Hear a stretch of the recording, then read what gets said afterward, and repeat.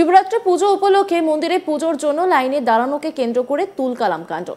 সেখানকার এক যুবককে একবার সিনেমা স্টাইলে চুলের মুঠি ধরে ঘাড় ধাক্কা দিয়ে মন্দিরের বাইরে বের করে দেওয়ার অভিযোগ উঠল তৃণমূল কাউন্সিলরের ছেলের বিরুদ্ধে। এখানে শেষ নয়, গোটা ঘটনা ভিডিও করার সময় এক যুবতীর কাছ থেকে মোবাইল ছিনিয়ে নেওয়া এবং তাকে হেনস্থা করার অভিযোগ উঠেছে তৃণমূল কাউন্সিলরের বিরুদ্ধেও। কাউন্সিলর ও তার ছেলের দাদাগিরির ঘটনা সামনে আসতেই সোশ্যাল মিডিয়ায় তোলপাড় পড়ে গিয়েছে। তবে কাউন্সিলর ও তার ছেলের দাবি এমন কিছুই হয়নি। ভাইরাল হওয়া সেই ভিডিও একবার দেখাবো আপনাদের।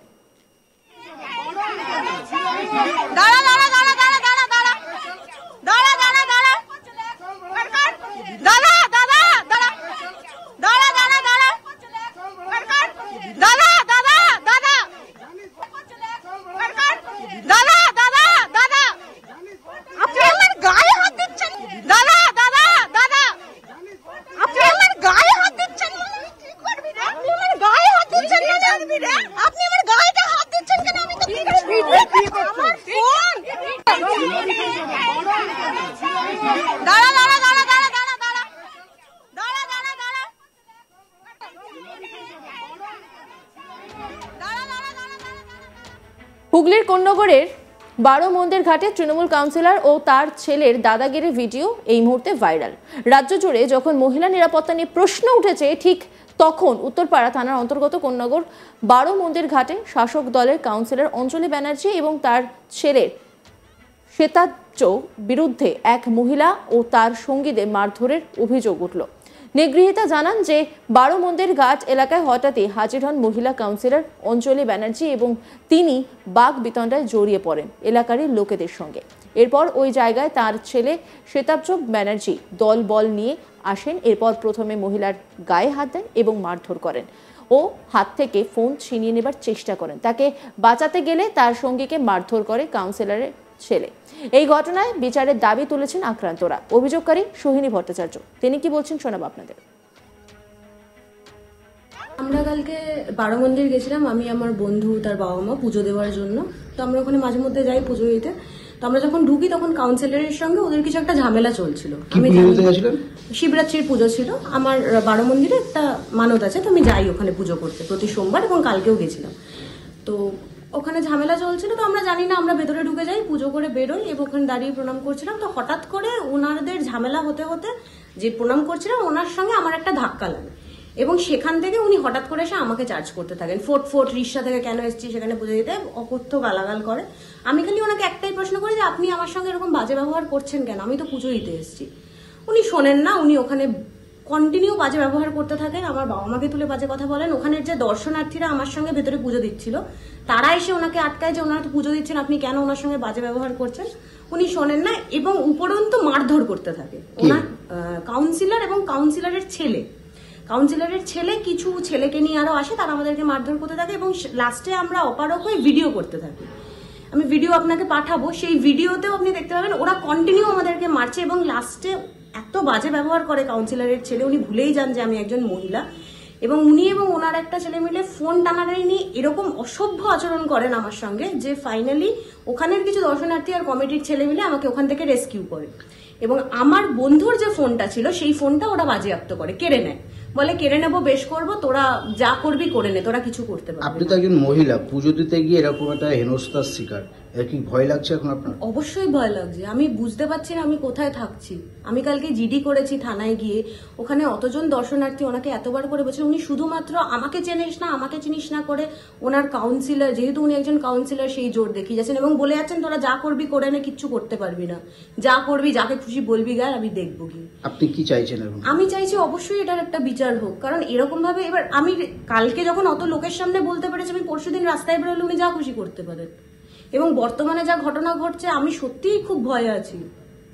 এরকম অভদ্র ব্যবহার, এরকম অভদ্র আচরণ, একজন পুরুষ মানুষ ভুলেই যাচ্ছেন যে একটা মেয়ের সঙ্গে কিরকম ব্যবহার করা উচিত, তার গায়ে হাত, আর অসভ্যতামটা তো চরম, ভাবতে পারবেন না। কে কে মেরেছে? মেরেছে কাউন্সিলর, কাউন্সিলরের ছেলে, কাউন্সিলরের ছেলের সঙ্গে আরো 2-3 জন এসেছিল তারা। আমার বন্ধুকে তো মানে সবাই মিলে মেরেছে, আমাকে যেহেতু বাঁচিয়ে নেওয়া হয়েছে ওখান থেকে।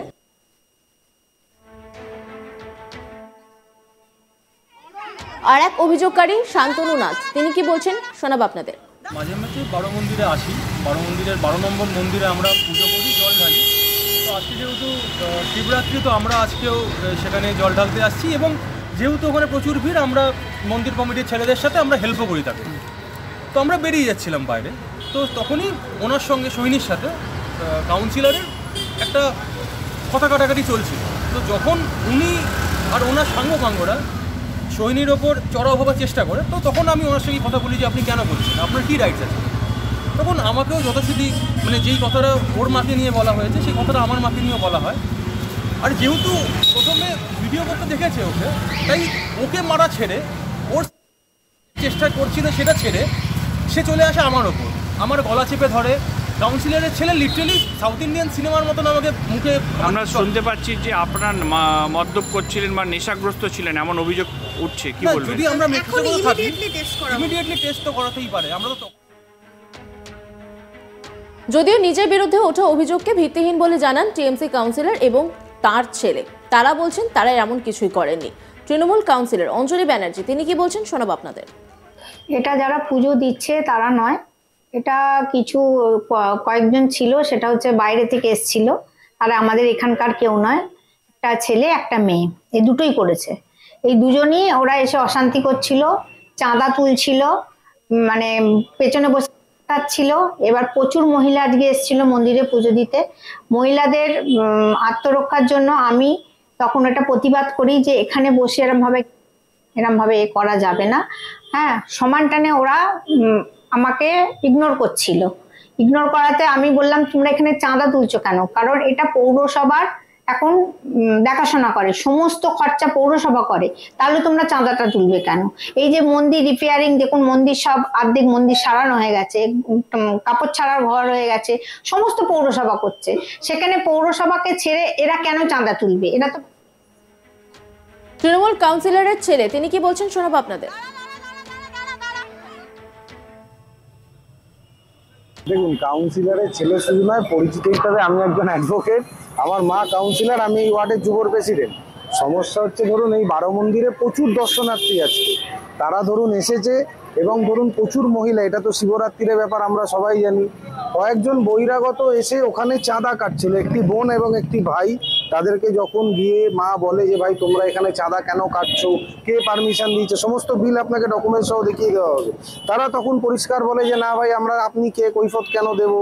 এই নিয়ে একটা হট্টগোল পরিস্থিতি তৈরি হয়। এবার দেখুন সাধারণ মানুষ ভয় পেয়ে যাচ্ছিল। আমরা তখন ওখানে ঢুকেই ধরুন বলছেন কি আমি মারপিট করেছি, ওইসব কোনো ব্যাপার নেই, আমি ধরে পরিষ্কার ঠেলে বের করে দিয়েছি। কি ভিডিও আমি জানি না, কেন কোনো বহিরাগত ধরুন এখানে এসে ওইসব চলবে না। আমরা শান্তিপূর্ণভাবে পুজো হচ্ছে, ভোলে বাবার হর হর মহাদেব।